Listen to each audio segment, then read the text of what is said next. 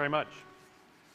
At the end of the Cold War, the United States made a policy decision that may be one of the biggest mistakes of the 20th century. It's contributed to chaos and uncertainty in this current day. And it's not based on politics, it's based on games. In game theory, there are two types of games. There are finite games and there are infinite games. A finite game is defined as known players, fixed rules, and agreed upon objective. Baseball, right? An infinite game is defined as known and unknown players. The rules are changeable, and the objective is to perpetuate the game. When you pit a finite player versus a finite player, the system is stable. Baseball is stable. So is conventional war, for that matter. When you pit an infinite player versus an infinite player, the system is also stable. The Cold War was stable. And that's because in an infinite game, there are no winners and losers. We cannot lose the game. And so we work to keep the game in play, right? In fact, because there are no winners and losers, the only thing a player can do is drop out when they either run out of the resources or the will to play. Problems arise, however, when you pit a finite player versus an infinite player. It's the finite player who then gets caught in quagmire. This happens in business all the time.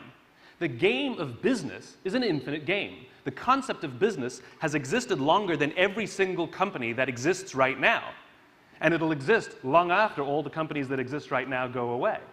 The funny thing about business is the number of companies that are playing finite. They're playing to win. They're playing to be the best. They're playing to beat the quarter or the year.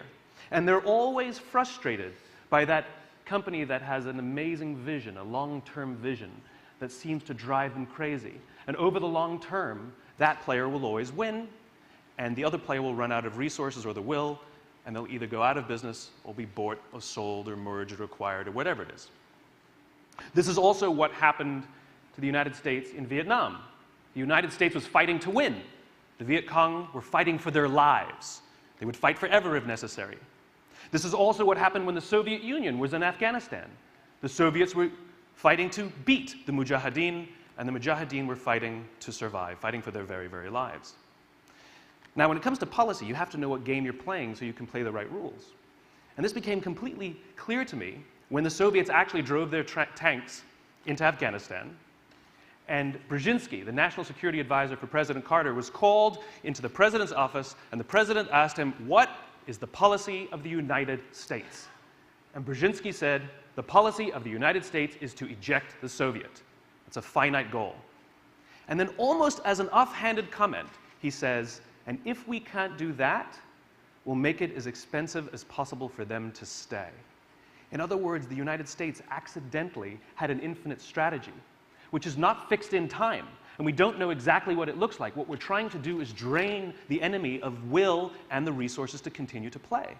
And 10 years later, the Soviets drove their tanks out of Afghanistan, running out of resources and the will.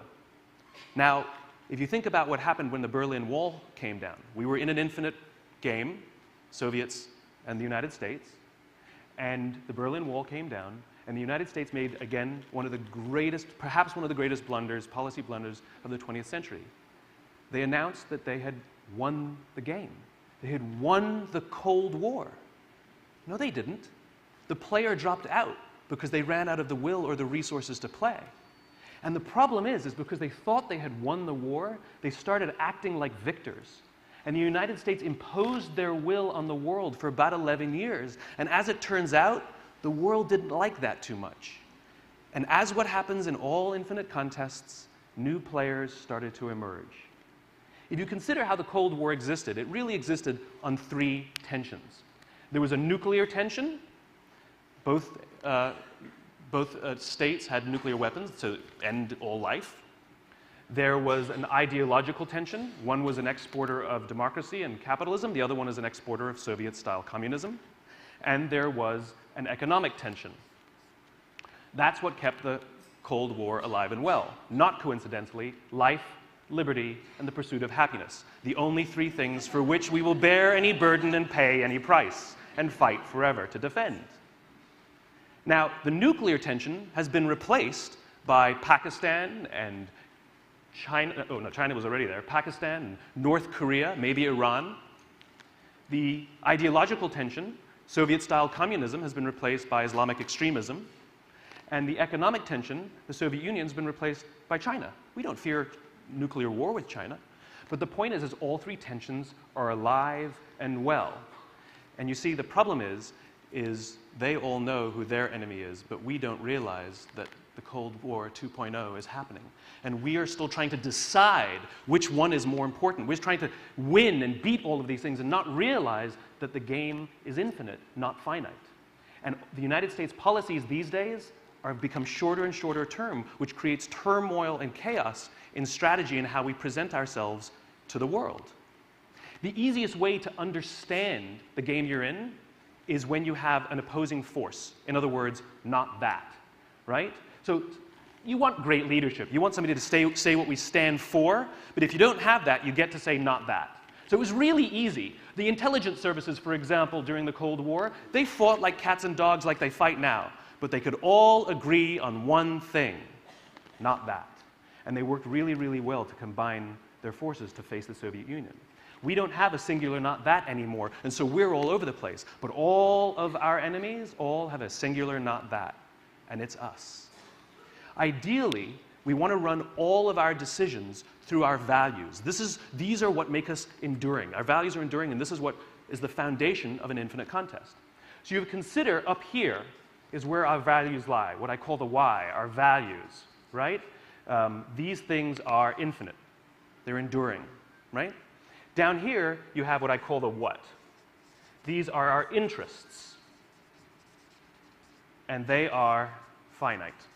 And ideally, what you want to do is you run all decisions through our values and then through our interests. Let me show you what that looks like. Sometimes they go in our favor and sometimes they don't. So for example, when we go onto a battlefield and we shoot a bad guy, we will take his injured body, we will bring him into our hospitals, and we will risk American lives to bring him into the hospitals, use American doctors, American beds, American medicines to nurse him back to health. That's not in our interests. But the reason we do it, because it's kind of who we are. It's kind of what we do. It's like, it's our thing, right? When we make a decision based solely on our interests, it looks like this, right? So should we torture people? Now, the reason we did it offshore is because everybody kind of knew that that wasn't our thing. Because if we had no problem with it, we'd just do it here. So we hid it away because we knew it was uncomfortable, because we know what our values are. So what's been happening in the world is we've been evaluating all of the things that have been going on by ignoring our values because we don't realize we're in an infinite contest, and we only look at our interests. So we think about what should we do in Syria, and we make a very, very good decision based on Syria and our interest in Syria, and we make a decision. And what should we do in Crimea? And what should we do with regards to Putin? And what should we do with regards to Iraq and Afghanistan? And we're all over the place. And the problem is when you pull back and take a look, now nobody has any idea what we stand for.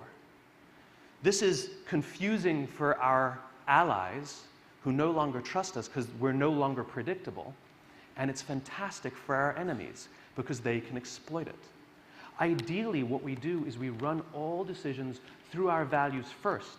And though it may not always go our way, just like I said, we make decisions all the time that aren't always in our interests, like bringing an injured bad guy and putting him in our hospitals. Not in our interests. But what that does is it makes us predictable. And it makes our allies trust us because they know what we stand for, and they will either stand with us or they'll stand against us. And together, we will go through the infinite contest for as long as it takes. This is what we're in right now. The Cold War is alive and well, and we will not help contribute to stabilizing the world until we start playing the game we're in rather than playing the game we're not in. Thank you very much.